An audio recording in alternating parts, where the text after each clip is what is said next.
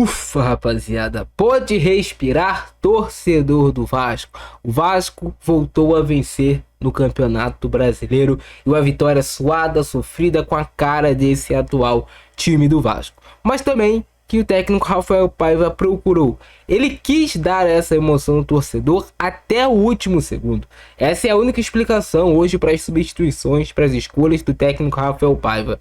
Mas vitória do Vasco é isso que importa, é isso que interessa. Grande vitória, coloca o Vasco com 40 pontos no Campeonato Brasileiro, parando de olhar para a parte de baixo da tabela e focando na parte de cima. Essa tem que ser a briga, essa tem que ser a luta do Vasco no Campeonato Brasileiro. Mirar a parte de cima da tabela e esquecer parte de baixo. Agora temos um confronto direto contra o Bahia, no qual é um jogo de 6 pontos. Se a gente ganhar, a gente tira 3 pontos do Bahia e soma 3 pontos. E a gente fica somente a 3 pontos deles. Se a gente perder para o Bahia, aí praticamente acabam as nossas chances de brigar por uma vaga em G6, vaga por pré-Libertadores. Então pro Vasco é focar em conseguir vencer esse outro jogo que tem agora em São Januário.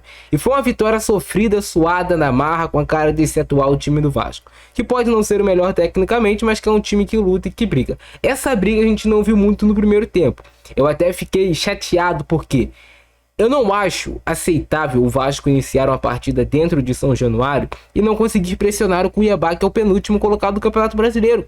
A gente não tá falando de um time que tá na parte de cima da tabela, a gente não tá falando de um super elenco, não, é um time que tá lá embaixo. E o Vasco no primeiro tempo não conseguiu em nenhum momento pressionar esse time do Cuiabá. Não conseguiu ficar com a bola, recuperar a segunda bola, se manter no campo de ataque, não. Era um time do Vasco perdido dentro de campo, sem muitas ideias, os jogadores completamente espaçados, cada um esperando o jogador que estava com a bola fazer uma jogada individual. Ninguém se apresentava para fazer uma tabela, ninguém se apresentava para fazer uma triangulação. Era cada um por si, tava um bando dentro de campo na primeira etapa.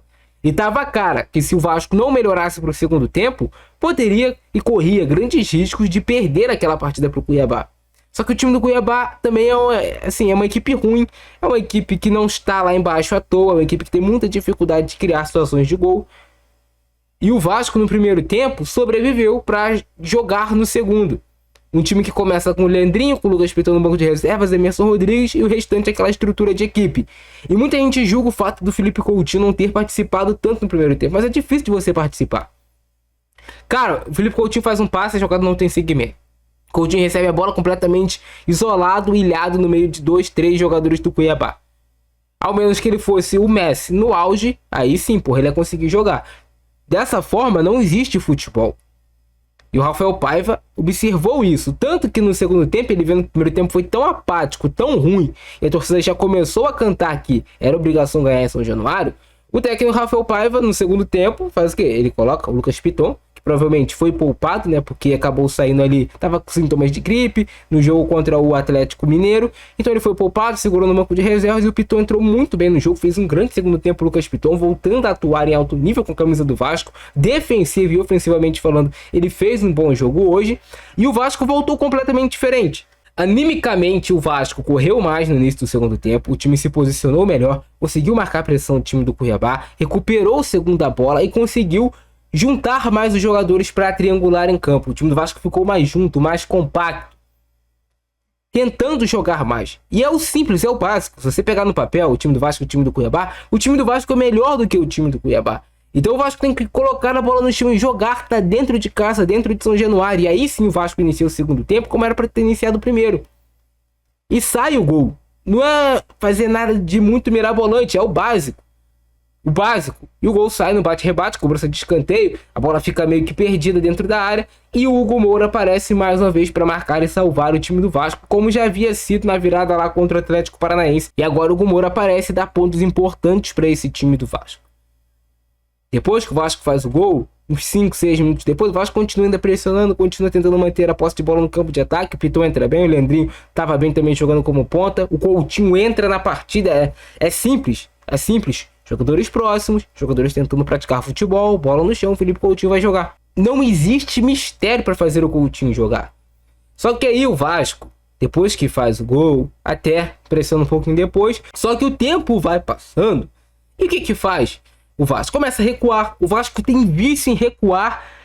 E volto a repetir pra vocês, eu entenderia se fosse um puta adversário. Mas era o Cuiabá, cara. O Vasco recua pro Cuiabá e abdica de jogar futebol. Ele tira o Felipe Coutinho.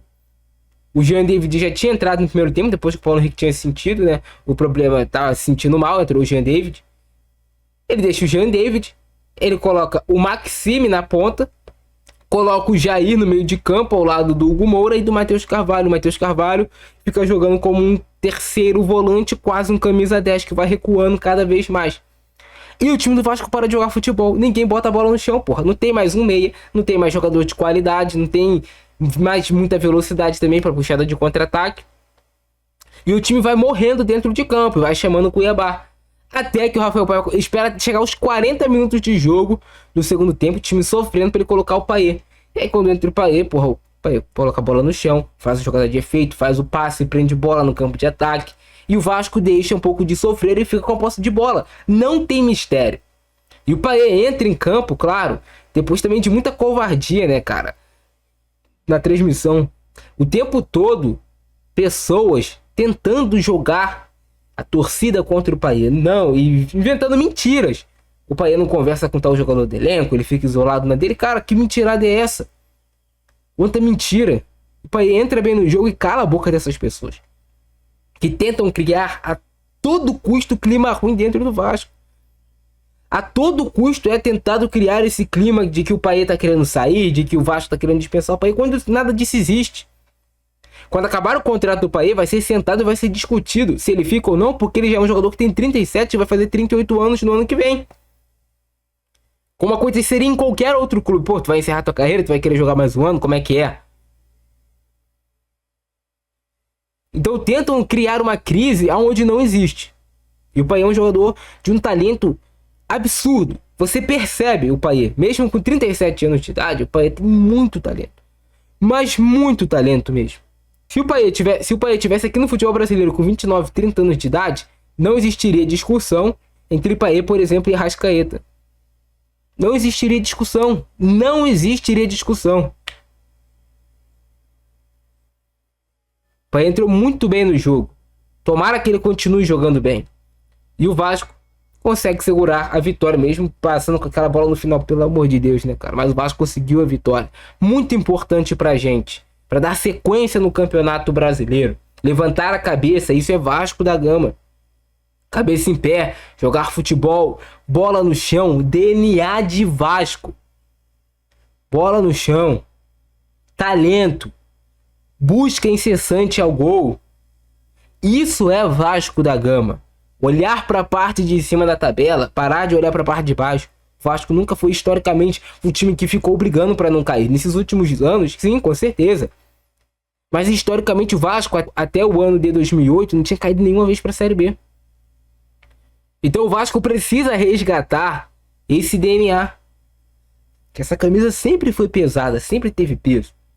E é por isso tanto que a gente cobra para que em 2025 o Pedrinho consiga um investidor para a SAF do Vasco que coloque a gente de novo lá em cima com dinheiro, com condições financeiras de brigar. A gente anseia por isso, a torcida do Vasco anseia por isso. E cara, quem fizer isso pelo Vasco, a torcida vai abraçar de uma forma absurda. E eu falo para vocês, a nossa torcida é absurda. A torcida do Vasco é absurda. Ela é muito engajada.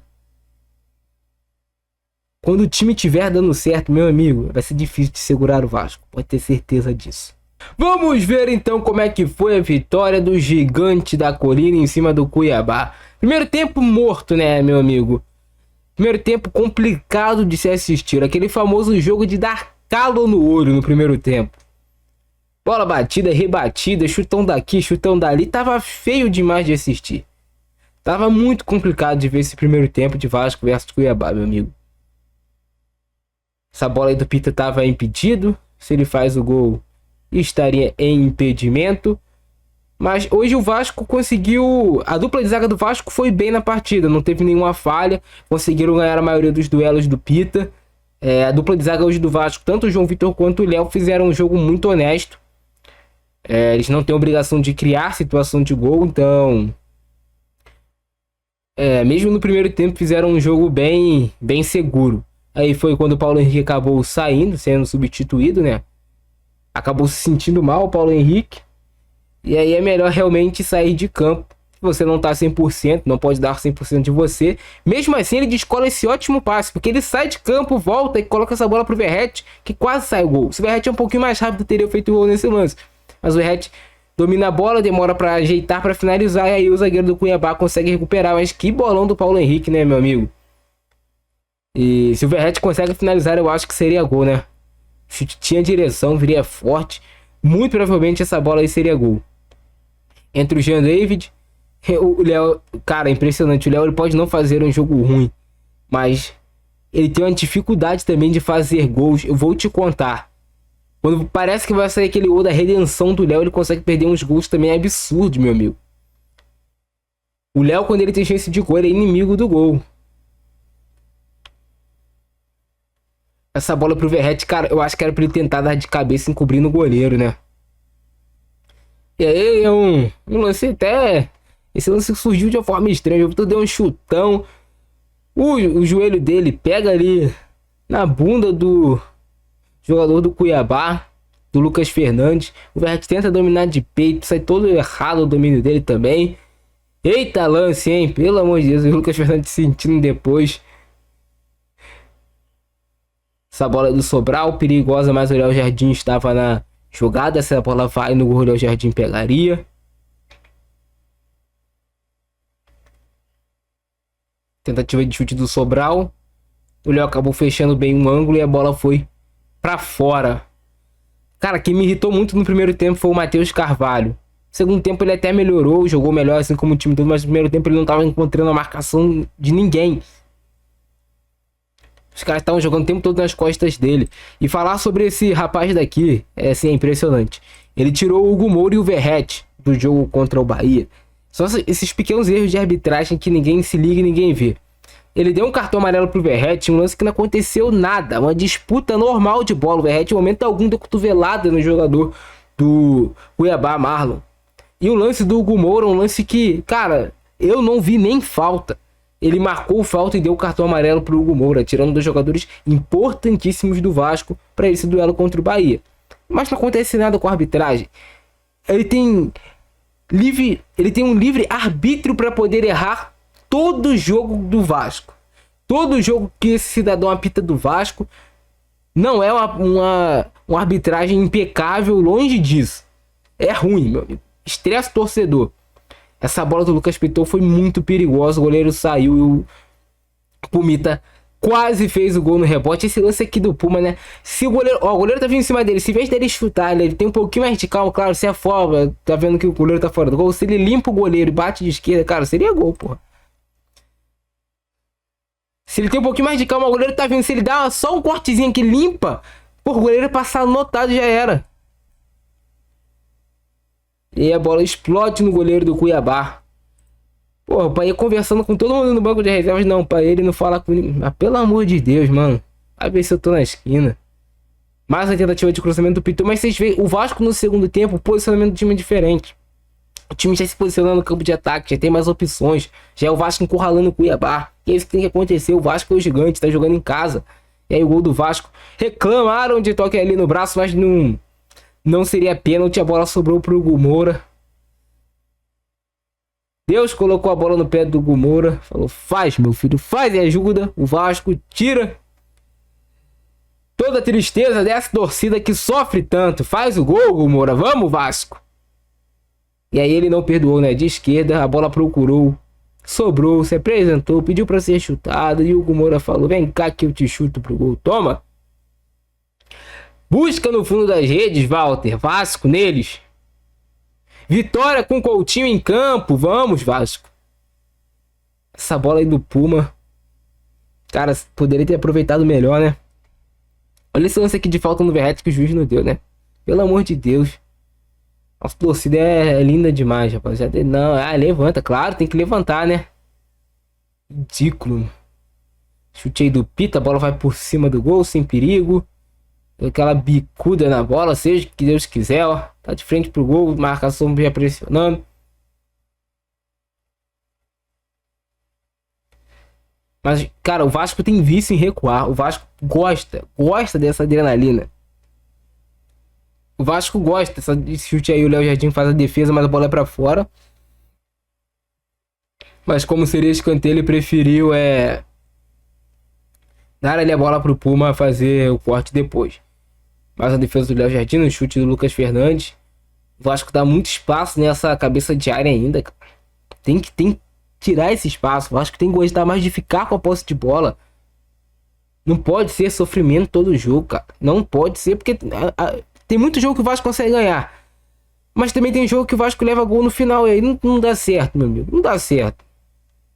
É fazer 1, 2, 3 e querer continuar fazendo gol. E foi isso, rapaziada. Depois não teve mais nenhum lance de perigo. Teve ainda um showzinho à parte do Paê, brincando ali com a bola, fazendo dribles bonitos, entrando muito bem na partida. Mas é isso, cara. Comenta embaixo a opinião de vocês. Se vocês curtiram, deixa o like, se inscreve no canal, ativa o sininho. Comenta aí o que vocês acharam. Vitória importante pro Vasco e seguimos. Fui.